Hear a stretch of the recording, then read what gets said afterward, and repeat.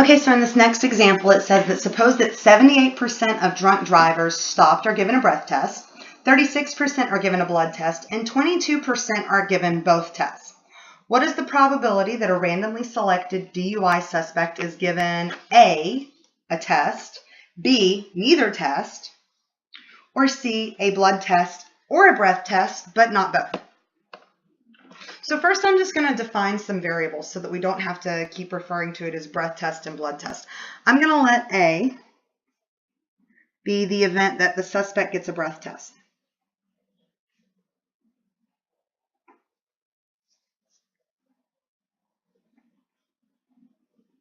And I'm going to let B be the probability that, or the event that a suspect gets a blood test.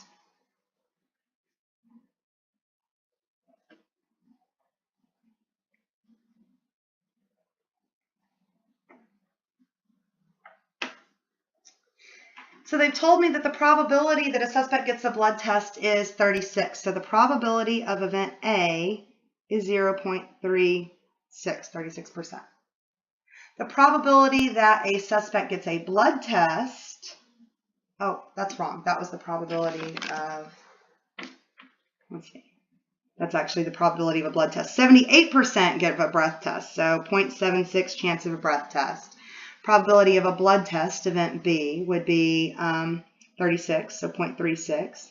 And then they've told us the probability that they get both of those tests, the probability of A and B, or A intersect B, is 22%.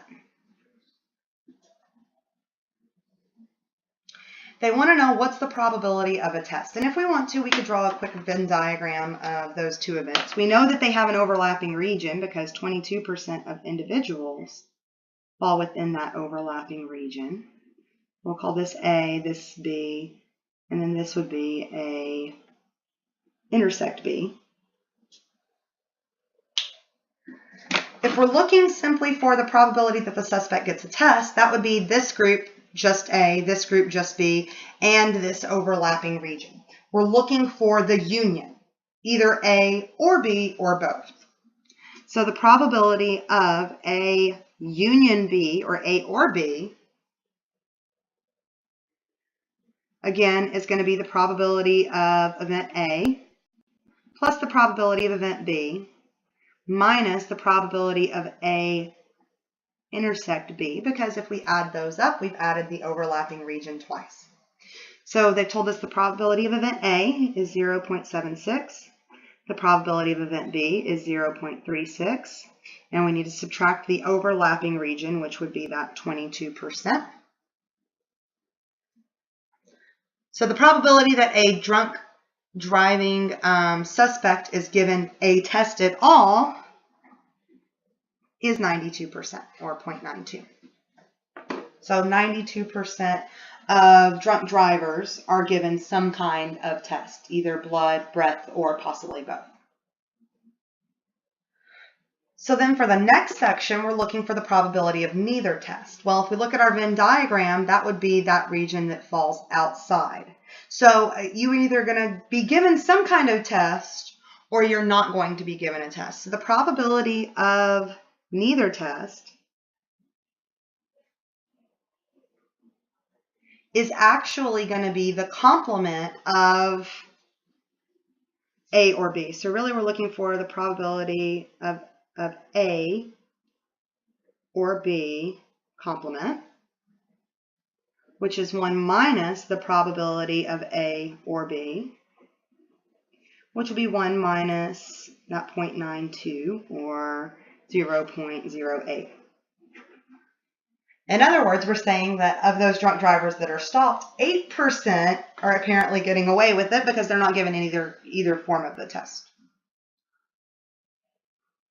Then for part C, they want to know what is the probability of getting a blood test or a breath test, but not both. Well, we've already calculated the region of A or B, this shaded region in here.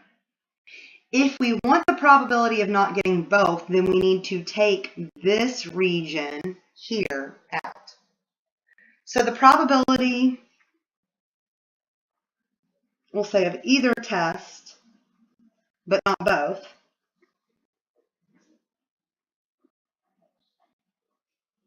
would be the probability of getting either test, A or B.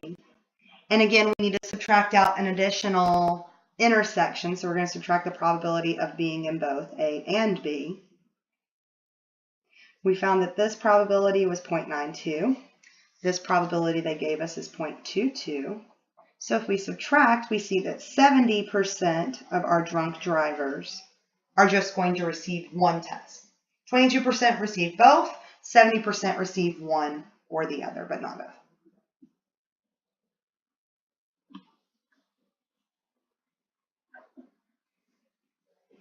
Okay, in this last example, they've given us some information about political opinions. They said that 192 people were surveyed about their political opinions. The respondents were asked whether they identified as liberal, moderate, or conservative. The respondent's gender was recorded as well, and the results were recorded in the following table. So we see we have 35 females who identified as liberal, 36 who identified as moderate, and 6 who identified as conservative.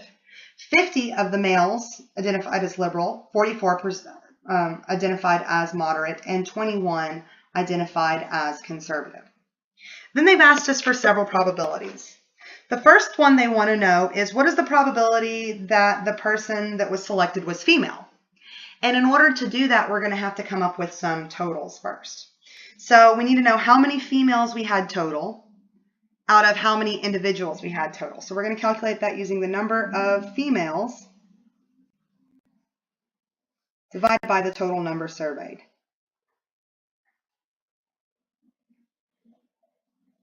So if I take that 35 and 36 and 6 and add them up, I'm going to get 77. I'm going to go ahead and add up the total for the males too. If we take 50 and 44 and 21, we see that we had 115 males that were surveyed. So if we add up our number of females and our number of males, we'll get 192 total people who were surveyed. So the probability that someone in this group was a female was 77 females out of 192 individuals surveyed, which would be approximately 0.401. So about roughly 40% of those individuals surveyed were female. In part B, they want to know, what is the probability of the individual that was selected being a moderate male? So again, we need to take the number of moderate males, and we want to divide that by the total number surveyed.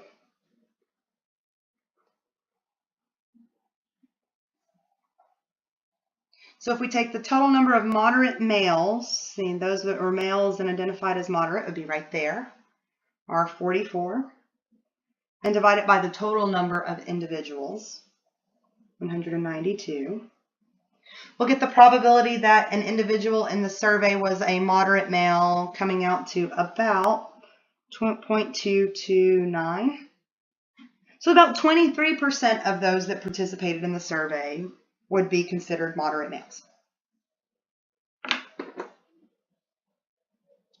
Then finally, in our last group, they want to know, what is the probability that the individual selected was liberal?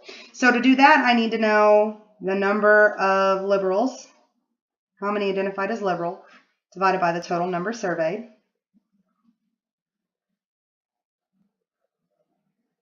So I need to come back in and add these up. And I'm going to go ahead and add all three of the columns.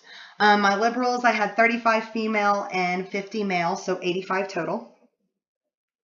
For my moderates, I had 36 female plus 44 male. That gives me a total of 80. And for my conservatives, I had 6 female and 21 male, so that would be 27. Notice that if I take my 85 liberals, my 80 moderates, and my 27 conservatives and add those up, I'm also going to get my total number of 192. So not a bad idea just to check and make sure that all of your numbers are right. So this time my total number of liberals would be 85. Out of the total number surveyed is 192, which comes out to about 0.443. So regardless of gender, if we look at all of those surveyed, about 44% of those surveyed said that they would identify as being liberal. The last question they've asked us is what percent of moderates are male? And notice that they've changed it up a little bit. They're saying of moderates. What they are doing is they are putting a condition on our group. So now we're not looking at everybody. We're only looking at the group who identified as moderate. And we want to know of this group of moderates, so putting this condition on, if I'm just looking at moderates, what percent are going to be male? So to find that, I need the number of those that were male and moderate, because that's the only group I'm looking at, divided by the total number of moderates. So if I'm looking just at this group, the total number of males that fall in that group of moderate were 44.